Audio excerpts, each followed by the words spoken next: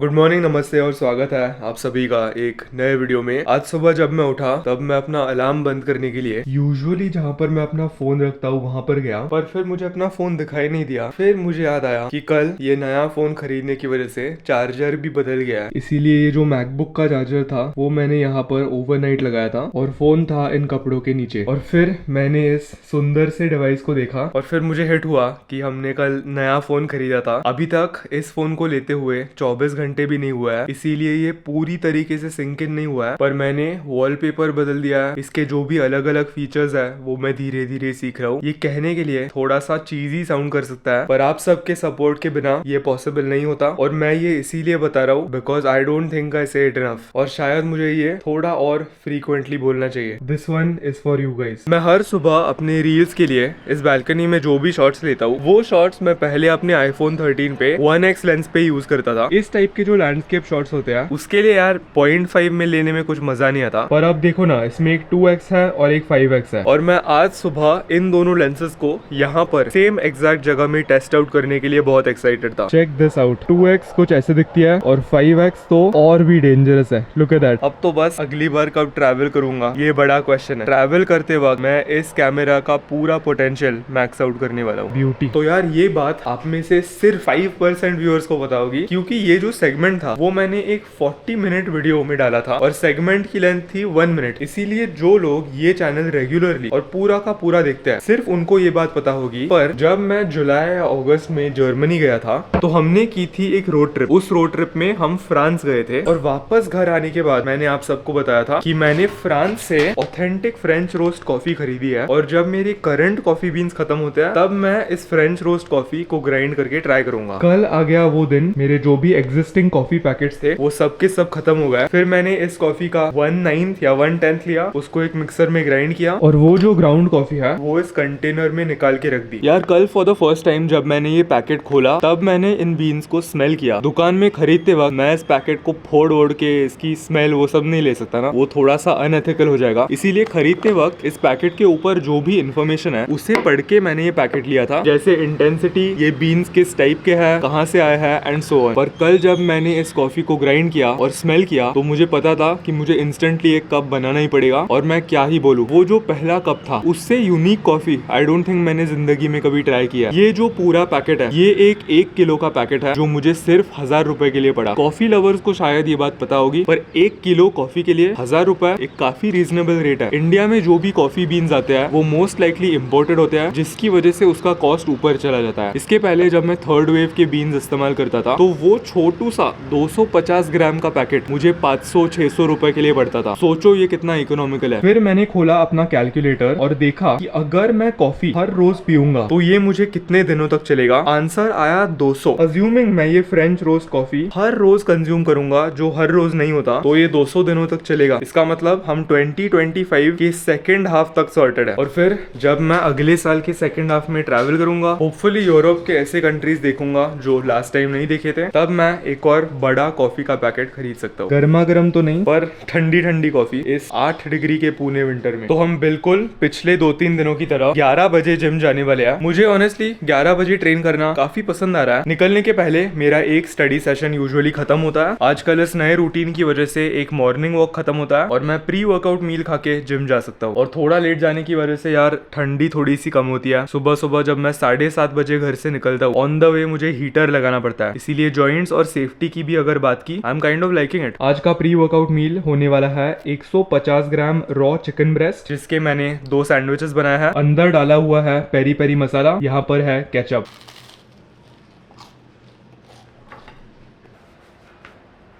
आज का training outfit, white socks, black pants, एक ब्लैक टी शर्ट और इसके अंदर एक स्ट्रिंगर।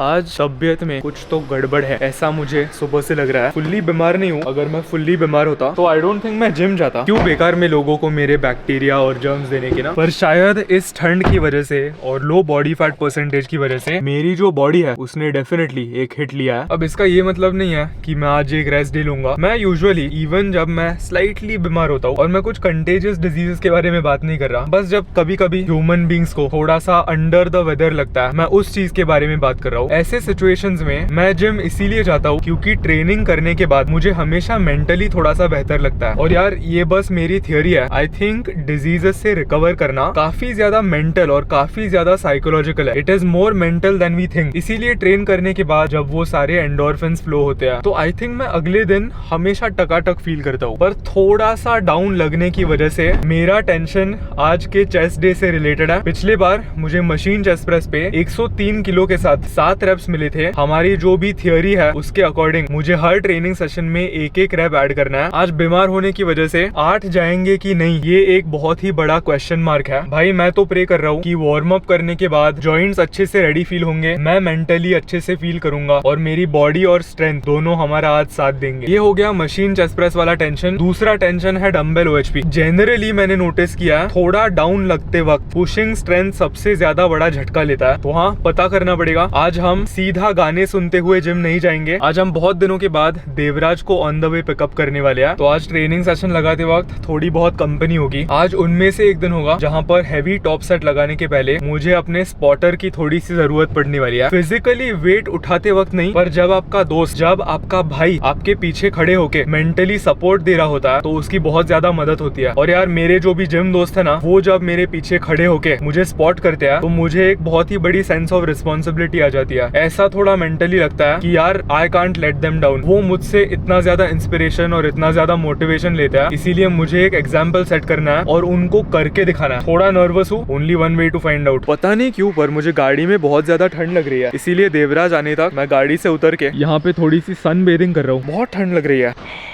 Feeling cold.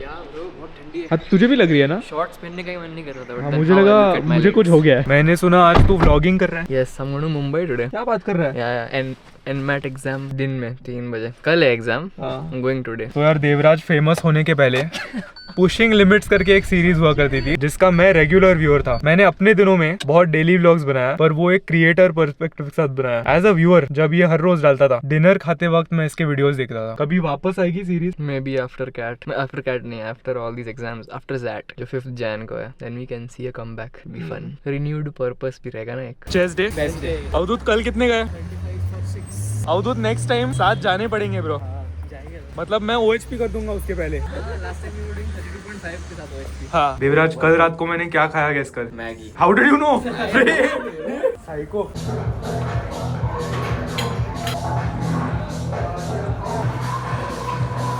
एक इम्पॉर्टेंट स्किल जो मैंने ओवर द ईयर सीखा है वो है मस्ती मजाक वाले स्टेट ऑफ माइंड से एक सीरियस जोन में जाना। जितने बार आप ये करोगे उतना बेहतर आप इस स्किल में होते जाओगे। एंड आई थिंक ट्रेनिंग सिर्फ वर्कआउट्स नहीं, हार्डकोर ट्रेनिंग करने के लिए, खुद को ये स्विच केपेबल करने के लिए बहुत ही ज्यादा इंपॉर्टेंट है। अभी देखो हम गाड़ी में मस्ती मजाक कर रहे थे, जिम आते वक्त मस्ती मजाक कर रहे थे, पर अभी जोन कंप्लीटली बदलना होगा बिकॉज ऐसे मस्ती मजाक वाले स्टेट में मैं 103 पे 8 नहीं मार सकता। So I know what's important, head space, mentality. Let's गो।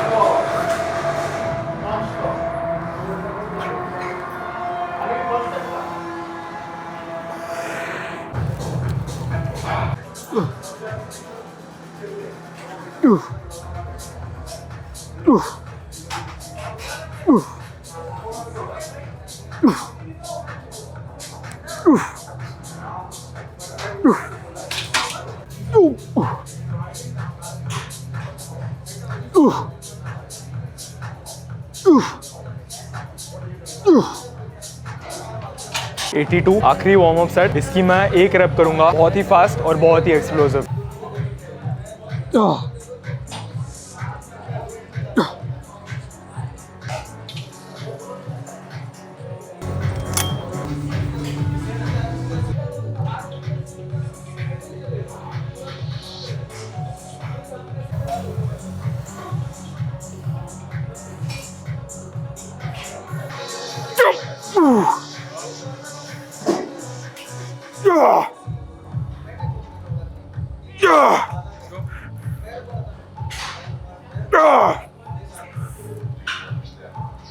चल big breath.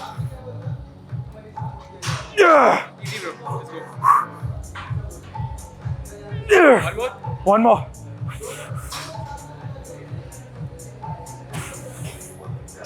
Slow. Nice. सो ये 7.5 काउंट करेगा बिकॉज देवराज ने मदद की। आई थिंक अकेले अगर मैं ट्राई करता तो नहीं जाता। लास्ट टाइम 7 मिले थे, 7वीं रेप RP 10 थी, तो 0.5 प्रोग्रेस है। I will take it. अगली बार हम 8 रेप्स की ले जाएंगे। Thank you.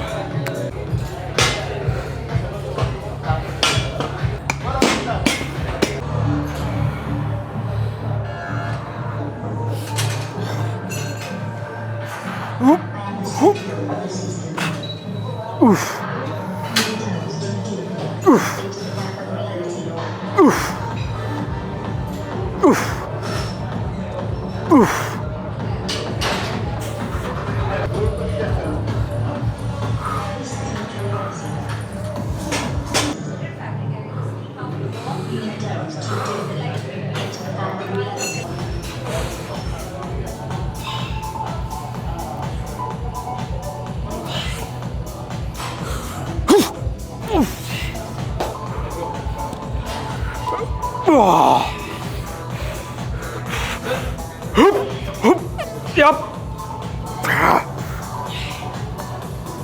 Easy.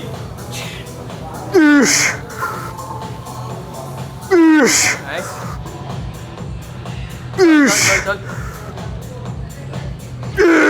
Let's go. Not done yet. For you. Big breath. Let's go. No. No, no, no.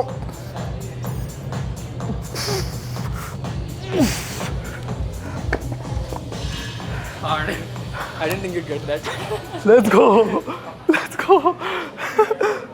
Sickness, क्या सिकनेस? मैं गाड़ी में क्या बोल रहा था, मुझे थोड़ा सा अंडर द वेदर लग रहा है। सोचो अगर मैं आज जिम नहीं आता, अगर मैं गाड़ी में निकलने के पहले ही गिव अप करता, तो ये 2 PRs मेरे नोट्स ऐप में इंक्लूड नहीं होते। आपके जो फीलिंग्स है ना, आई डोंट थिंक आपको उनकी इतनी ज्यादा सुननी चाहिए, क्योंकि आपके फीलिंग्स हमेशा आपके साइड पे होते हैं। अगर आप एक डाइट कर रहे हो और अगर आपको क्रेविंग्स आते हैं, तो वो क्या है? It's a feeling, right? अगर आप उस फीलिंग की सुनोगे तो आपके डाइट में लॉन्ग टर्म प्रोग्रेस में कोई ना कोई हिंड्रेंस आएगा। सिमिलरली आज के केस में अगर मैं अपने फीलिंग की सुनता और जिम नहीं आता, तो मेरे एक दिन का प्रोग्रेस पीछे हो जाता। इससे by simply showing up, bye trying, आज मुझे एक PR मिला। इससे आई एम 1 स्टेप अहेड। मैं बहुत ही ज्यादा प्राउड हूँ। अगली बार हमारे पास बीट करने के लिए एक क्लियर कट गोल है और अभी मुझे बहुत ही अच्छा लग रहा है। और इस डोपामीन की वजह से, इस एंडोर्फिन रश की वजह से आज मेरा पूरा दिन बहुत अच्छे से जाने वाला है। अब जाके केबल फ्लाई लगाते हैं। आज के चेस्ट डे के दोनों हैवी कंपाउंड मूवमेंट्स कंप्लीट हो गया। अब बस फ्लाइज और लैटरल रेजर्स, आइसोलेशन मूवमेंट्स, फिर घर जाके रिकवर करेंगे।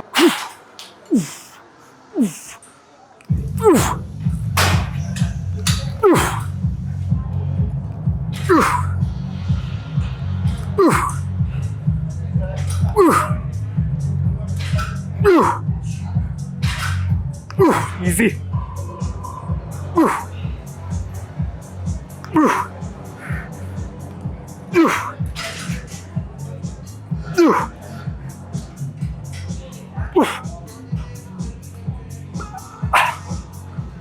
एक और।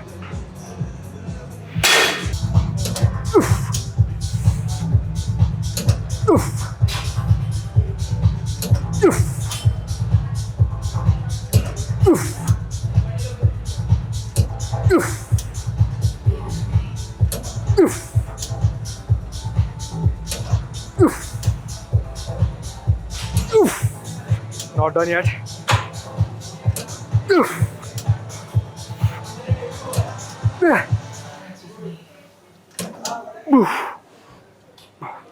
Last set.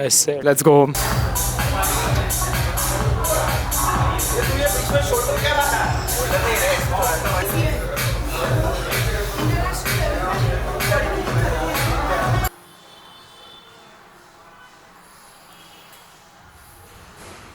कैमरे में कुछ अलग ही दिख रहा है।